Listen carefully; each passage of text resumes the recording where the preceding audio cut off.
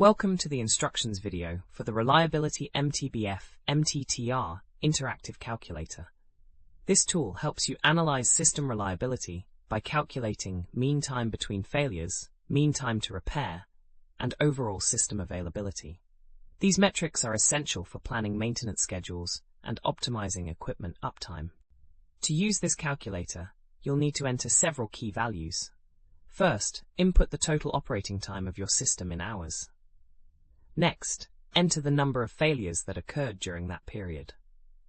Then provide the total repair time spent fixing those failures.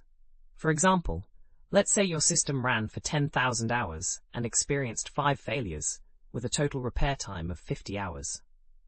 After entering these values, click the Calculate button. The calculator will display your MTBF, which represents the average time between failures, your MTTR showing average repair duration, and your system availability as a percentage. Higher MTBF and lower MTTR values indicate better reliability performance. We have thousands of other free engineering calculators on our website. Head over and check them out.